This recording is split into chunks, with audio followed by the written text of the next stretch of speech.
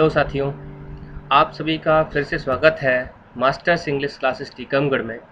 हम नाउन की सीरीज चला रहे हैं और नाउन के अभी तक हमारे 4 वीडियोस हो चुके हैं। जिन साथियों ने अभी तक पिछले 4 वीडियोस नहीं देखे हैं नाउन के, वो प्लेलिस्ट में जाकर उन वीडियोस को दोबारा देख सकते हैं। और जिन साथियों ने अभी तक चैनल को सब्सक्राइब नहीं किया है, ज़रूर चैनल को सब्सक्राइब कर लें, क्योंकि हम यहाँ पर पूरी इंग्लिश ग्रामर का सिलेबस कंप्लीट करने वाले हैं, वो भी बिना किसी कॉस्ट के, बिल्कुल मुफ्त में। तो लाभ उठाएं, लॉकडाउन का फ़ायदा उठाएं, आपदा को अवसर में बदलें। चलिए स्टार्ट करते हैं आज का वीडियो। पिछले वीडियो में हमने नाउन के कुछ रूल्स देखे थे एक वचन से बहुवचन बनाने के। आज उन्हीं नियमों को क्रम से आगे बढ़ाते हुए हम अगला नियम पढ़ने वाले हैं, जो कि आपकी स्क्रीन पर आपको शो हो रहा है। अगला नियम क्या है, ध्यान से देखिएगा, ध्यान से सुनिएगा, क्योंकि एक एक नियम बहुत काम का है। देखिए, यदि किसी नाउन के अंत में डबल वॉवेल लगे हो, वॉवेल मतलब होता है स्वर। यदि कोई ऐसा नाउन है जिसके अंत में 2 स्वर आ रहे हो, अब चाहे तो वो स्वर रिपीट हो रहा हो और चाहे 2 अलग अलग स्वर आ रहे हो, 2 होने चाहिए। यानी किसी नाउन के अंत में जब 2 स्वर आते हैं तो हम उनका प्लूरल एस लगाकर बनाते हैं। इस रूल को हम उदाहरण से समझते हैं। रूल नंबर 4 जो अभी हमने पढ़ा, उसके उदाहरण आपके सामने हैं। देखिए, जो स्पेलिंग लिखी हुई है BEE, इसमें लास्ट में 2 स्वर आ रहे हैं। एक तो ई आ रहा है, फिर से दोबारा से ई आ रहा है।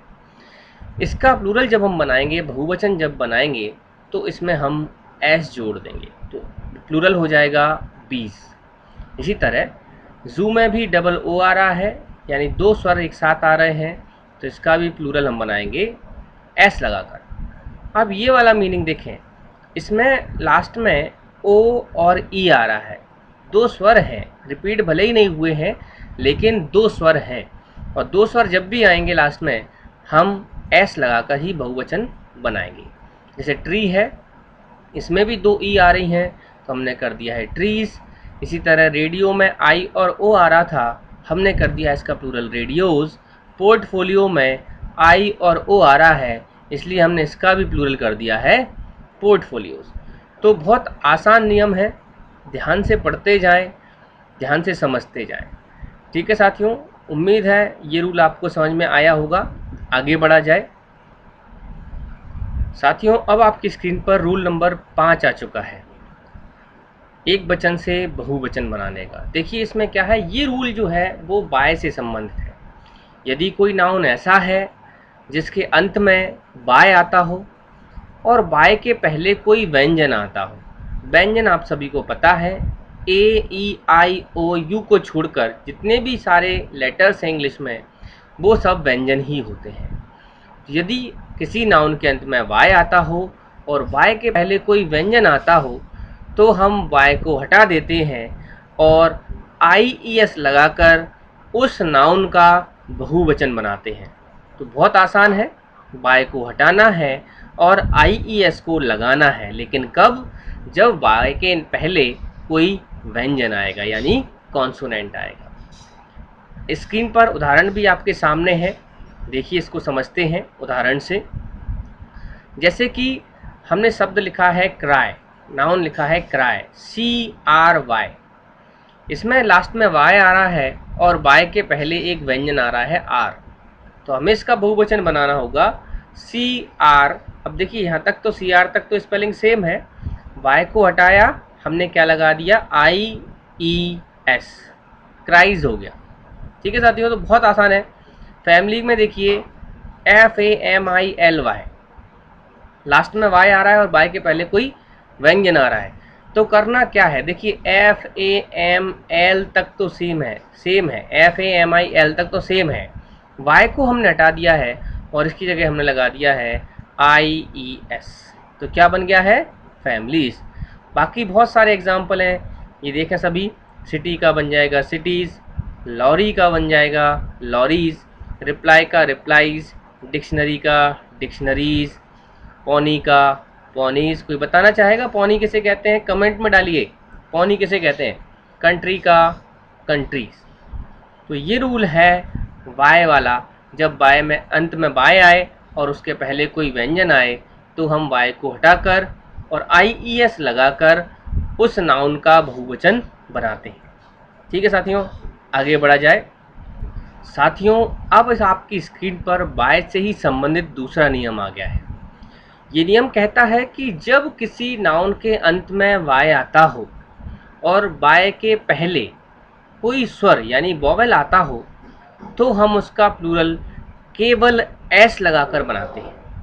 बहुत आसान है, देखें इसको हम एग्जाम्पल से समझते हैं। एग्जाम्पल्स आपके सामने शो हो रहे हैं। क्या लिखा हुआ है देखिए, KEY। बाय तो आ रहा है लेकिन बाय के पहले इस बार व्यंजन नहीं है, स्वर है, यानी वावल नहीं है, कॉन्सोनेंट है। सॉरी, गलती हो गई, कॉन्सोनेंट नहीं वावल ही है, तो बोलने में दिक्कत हो जाती है। टेंशन ना लें, मैं आपको बिल्कुल करेक्ट करके बताऊंगा। तो यहाँ पर देखिए बाय के पहले कोई व्यंजन नहीं आया है, स्वर आया है। तो जब स्वर आता है बाय के पहले तो हम केवल एस लगाते हैं। देखें इसी तरह रे का मीनिंग क्या होता है कमेंट बॉक्स में डालेंगे। रे से बनाया रेज, वे से बनाया वेज, टॉय से बनाया टॉयज। इसी तरह डंकी से बना डंकीज, मंकी से बना मंकीज, वैली से बना वैलीज और स्टोरी से बना स्टोरीज। इन सभी शब्दों में एक चीज़ कॉमन थी, कोई बताना चाहेगा? वो एक चीज़ कॉमन ये थी कि लास्ट में वाय तो आया लेकिन साथ ही वाय के पहले कोई स्वर आया, व्यंजन नहीं आया। जब स्वर आता है तो हम केवल एस लगा के बहुवचन बनाते हैं, ना कि IES लगा के। ठीक है, आगे बढ़ा जाए। अब आप सभी अपनी स्क्रीन पर रूल नंबर 7 देख पा रहे होंगे और 7 रूल है एफ या एफ ई से संबंधित। यदि किसी नाउन के अंत में एफ अथवा एफ ई आए तो उसका प्लूरल बनाने के लिए हम उस नाउन में से एफ या एफ ई को हटा देते हैं और उसके स्थान पर VES लगा देते हैं। दोबारा से सुनिएगा, यदि किसी नाउन के लास्ट में एफ या एफ ई आता है तो हम उस एफ या एफ ई को हटा देते हैं और उसकी जगह पर VES लगा देते हैं बहुवचन बनाने के लिए। उदाहरण देखेंगे, जैसे कि स्क्रीन पर लिखा हुआ है CALF, काफ। काफ का मीनिंग क्या होता है कमेंट में डालिए। CALF, इसका हमें प्लूरल बनाना था तो मैंने देखा कि भाई लास्ट में क्या आ रहा है, एफ आ रहा है, तो मैंने क्या किया, CAL तक तो सेम स्पेलिंग है, यहाँ तक तो कोई दिक्कत नहीं है। एफ को हटाया और VES जोड़ दिया है तो ये बन गया काफ्स। ठीक है, इसी तरह वाइफ में देखिए, इसमें लास्ट में एफ नहीं आ रहा है, FE आ रहा है, तो हमें क्या करना है, WI तक तो सेम स्पेलिंग है, FE को हटाया और VES लगाया। उम्मीद है सभी को समझ में आया होगा। एक और एग्जांपल देखे हैं, WOLF, लास्ट में आ रहा है F, तो WOL तक तो सेम रहेगी स्पेलिंग, F को हटाएंगे और VES लगाएंगे। ठीक है, आपको रूल बहुत अच्छे समझ में आ गया है। कुछ एग्जांपल्स और देख लेते हैं, जैसे हाफ, हाफ से बन जाएगा हाफ्स। थीफ, थीफ का मीनिंग बताएं कमेंट बॉक्स में। थीफ का थीव्स। लाइफ, लाइफ का बन जाएगा लाइफ्स। तो इस तरह से हम उन शब्दों का बहुवचन बनाते हैं जिनके लास्ट में एफ या एफ ई आता है। ठीक है साथियों, अभी हमने जो ऐसे नाउन का बहुवचन बनाना सीखा जिनमें एफ आता है, इस रूल में एक नहीं बहुत सारे एक्सेप्शंस हैं। एक्सेप्शंस मैंने पहले भी बताए हैं पिछली वीडियो में, अपवाद इन्हें हम कहते हैं जो इस रूल को फॉलो नहीं करते हैं। और मैं आपको बता दूं कि एफ वाले रूल के सारे एक्सेप्शंस पेपर में ज़रूर आते हैं। इसीलिए जो स्क्रीन आपकी मोबाइल स्क्रीन पर शो हो रही है, इसका स्क्रीनशॉट ज़रूर ले लें। ये ऐसे शब्द हैं जिनके लास्ट में एफ या एफ ई आता है लेकिन इनका प्लूरल VES से नहीं बनता है। जैसे हमने देखा, पहला वर्ड है हमारे पास बिलीफ, बिलीफ से बन जाता है बिलीफ्स। क्लिफ, क्लिफ से बन जाता है क्लिप्स। ग्रीफ से ग्रीफ्स। प्रूफ से प्रूफ्स। सेफ से बन जाता है सेफ्स। भाई सेफ का मीनिंग सब लोग मुझे कमेंट बॉक्स में बताएंगे। ठीक है साथियों, टफ का टफ्स, टफ का भी बताएंगे। चीफ का चीप्स। ड्रॉप्स का ड्रॉप्स, गल्फ का गल्फ्स, रूफ का हो जाएगा रूफ्स, स्कार्फ का हो जाएगा स्कार्फ, और ब्रीफ का हो जाएगा ब्रीफ। एक और लिख लीजिए, हैंकर चीफ। हैंकर चीफ का प्लूरल भी हैंकर चीफ ही होता है। ठीक है साथियों, तो इस स्क्रीन का स्क्रीनशॉट जरूर ले लें, क्योंकि ये वर्ड्स आपके एग्ज़ाम में आने तय हैं। ठीक है साथियों, बहुत इंपॉर्टेंट वर्ड्स हैं, सभी लिख लें, स्क्रीनशॉट जरूर ले लें। चलिए आगे बढ़ते हैं। रूल नंबर 8 आपकी स्क्रीन पर आ चुका है। ये रूल है कंपाउंड नाउन से संबंधित। कंपाउंड नाउन क्या होता है, पिछली वीडियोज़ में मैंने बताया हुआ है, यहाँ दोबारा से बता रहा हूँ। ऐसे नाउन या ऐसे नाम जो दो या दो से अधिक शब्दों से मिलकर बने होते हैं, उन्हें हम कंपाउंड नाउन कहते हैं। और जब हमारे पास कंपाउंड नाउन आ जाएं, तो ऑब्वियस सी बात है हमारे पास दो या दो से अधिक शब्द आएंगे। लेकिन हम किन शब्द को कैसे प्लूरल बनाएंगे वो देखते हैं इस रूल से। तो याद रखेंगे, जब हमारे पास कंपाउंड नाउन आएगा तो हम उसका जो रूट वर्ड होगा यानी प्रमुख जो शब्द होगा उसमें एस लगा देंगे।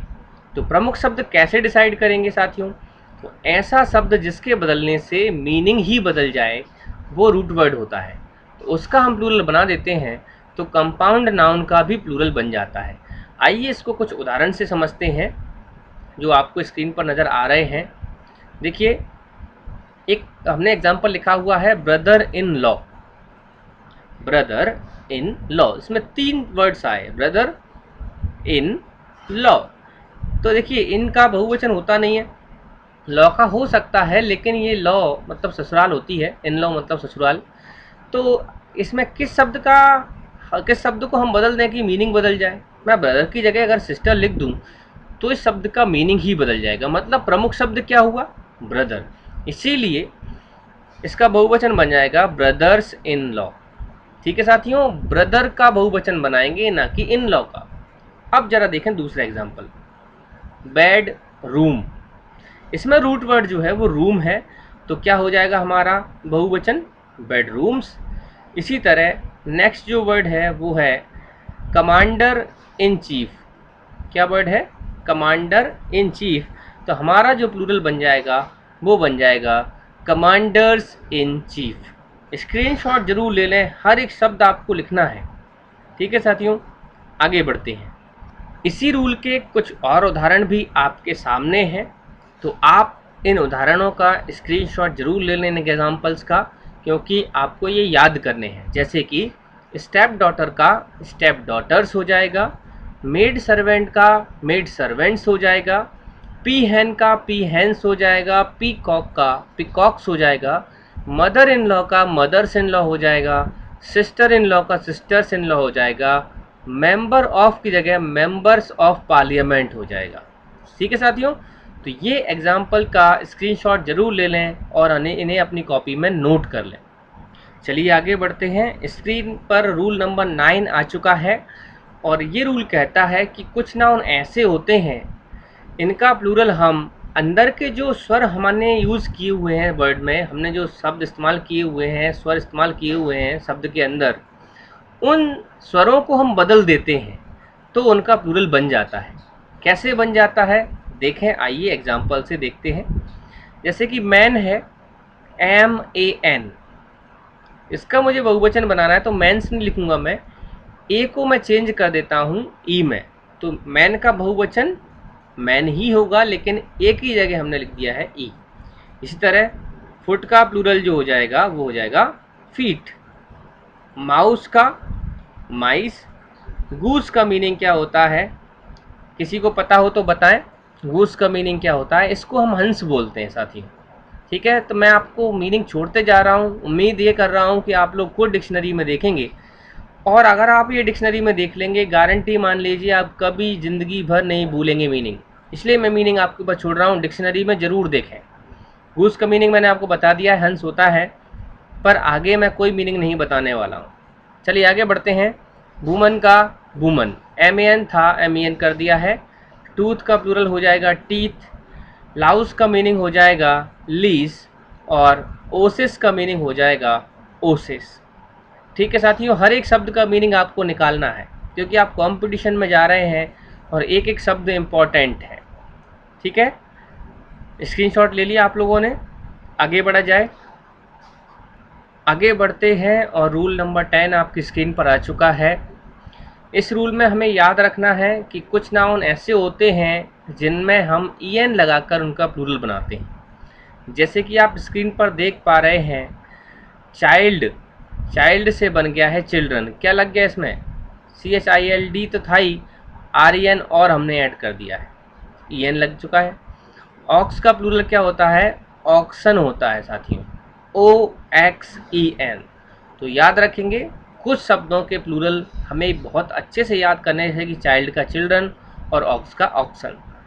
ठीक है, आगे बढ़ा जाए साथियों। अब आपकी स्क्रीन पर रूल नंबर 11 आ चुका है। ये रूल कहता है कि कुछ नाउन ऐसे होते हैं जिनके दो तरह के प्लूरल होते हैं, मतलब उनका दो प्लूरल होते हैं लेकिन उनके मीनिंग अलग अलग होते हैं। अब दो प्लूरल क्या है, जैसे कि हम जानते हैं, पहला जो शब्द आपके स्क्रीन पर नज़र आ रहा है वो है ब्रदर। ब्रदर का मतलब होता है भाई। इसके दो प्लूरल होते हैं। एक तो जनरली हम सभी जानते हैं, ब्रदर्स, BROTHERS, हमने इसमें एस जोड़ दिया है।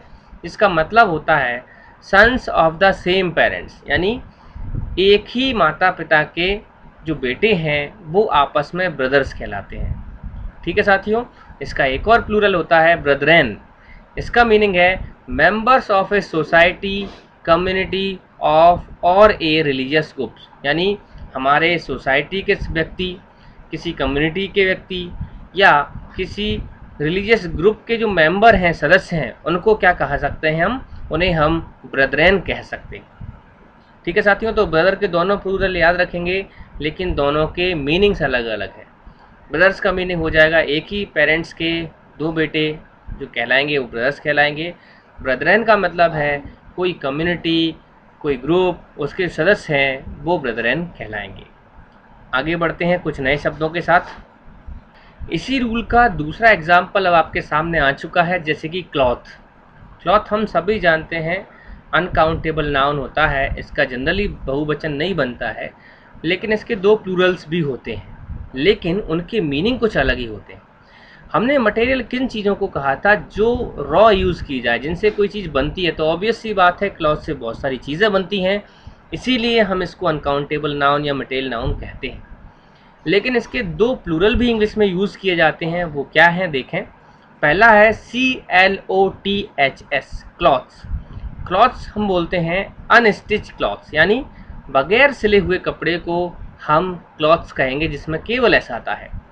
और दूसरा है CLOTHES, क्लॉथ्स। इसको हम कहेंगे स्टिच क्लॉथ्स को, यानी जो हम सिले हुए बाजार से कपड़े लाते हैं, गारमेंट्स लाते हैं, वो क्लॉथ्स कहलाते हैं। उन्हें हम क्लॉथ नहीं बोलते हैं साथियों, उन्हें हम क्लॉथ्स ही बोलेंगे। स्पेलिंग याद रखेंगे, ES आता है इसमें। तीसरा वर्ड जो हमारी स्क्रीन पर आप देख पा रहे हैं, डाई। डाई का मतलब तो मन्ना होता है, लेकिन इसका अगर प्लूरल करते हैं DIES तो ये इसका अर्थ नहीं रहेगा, इसका अर्थ बदल जाएगा। डाई का मीनिंग होता है कि जो स्टाम्प बनते हैं या कपड़ों पर जो प्रिंटिंग होती है उसमें कुछ चीज़ें इस्तेमाल की जाती हैं, सांचे इस्तेमाल किए जाते हैं, उन सांचों को हम डाइस बोलते हैं। ठीक है साथियों, और एक और डाइस होता है, जैसे आप सभी ने स्नैक एंड लेडर खेला होगा, सांप सीढ़ी, लूडो खेला होगा, तो उन गेम में एक हमारे पास पासा होता है, उसको भी हम क्या बोलते हैं? डाइस। तो उसकी स्पेलिंग है DICE। तो ध्यान रखें, डाई अलग चीज़ है, डाइस भी दो तरह की हैं, एक स्टाम्प्स या प्रिंटिंग में जो यूज़ की जाती है, और दूसरा डाइस वो होता है जो हम लूडो या स्नैक एंड लेडर गेम में यूज़ करते हैं। चलिए इसी का एक और मीनिंग देखते हैं, लास्ट नंबर 4। नेक्स्ट वर्ड हमारे सामने है इंडेक्स। इंडेक्स का मतलब आप सब जानते ही होंगे, लेकिन इसके दो प्लूरल यूज़ किए जाते हैं, लेकिन वास्तव में वो इसके प्लूरल नहीं है। जैसे अगर मैं लिखता हूँ इंडेक्सेस, INDEXES, तो ये हम सभी ने देखा है, जब भी हम कोई नई बुक खरीदते हैं तो उसमें आगे इंडेक्सेस दिया होता है कि इस बुक में कौन कौन से चैप्टर्स हैं, किस पेज नंबर पर हैं और क्या क्या मटेरियल है, तो वो कहलाता है इंडेक्सेस। और एक और वर्ड दिया है इंडिसेस, इसका मतलब है sign used in algebra. Mathematics की एक शाखा होती है, ब्रांच होती है, उसमें जो साइन होते हैं उन्हें भी इंडिसेस ही बोलते हैं। तो याद रखेंगे, इन जो 4 मीनिंग मैंने आपको बताए हैं, चारों ही बहुत इम्पोर्टेंट हैं। प्लूरल में इनके बिल्कुल अलग मीनिंग होते हैं, इनका पिछले मीनिंग से कोई वास्ता नहीं होता है। ठीक है साथियों, कुछ साथियों का कहना था कि वीडियोस थोड़े लंबे होने चाहिए, लगभग 1 घंटे के। तो साथियों, मैं तो 1 घंटे का वीडियो बना दूंगा। क्या आप लोग 1 घंटे की क्लास को डाइजेस्ट कर पाएंगे, पचा पाएंगे? ठीक है साथियों, तो मैं आपको रोज़ केवल उतने ही रूल दे रहा हूँ जितने कि आप पढ़ पाएँ, समझ पाएँ। अभी मैं देख पा रहा हूँ कुछ लोग जिन्होंने सब्सक्राइब कर रखा है, कुछ साथी मेरे ऐसे हैं वो वीडियोस भी नहीं देख रहे हैं। ठीक है, तो मैं आपको मटेरियल उतना ही दे रहा हूँ जितना कि आप एक दिन में अच्छे से पढ़ पाएँ, नोट कर पाएँ, याद कर पाएँ। एक चीज़ की गारंटी ज़रूर है, यहाँ आपका सिलेबस ज़रूर पूरा कंप्लीट कराया जाएगा, घबराने की बिल्कुल ज़रूरत नहीं है।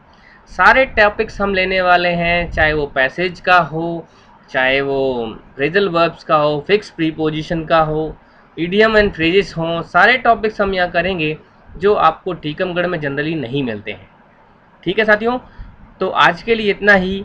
मिलते हैं कुछ नए रूल्स के साथ अगले वीडियो में। Keep watching, share and like video. Thank you.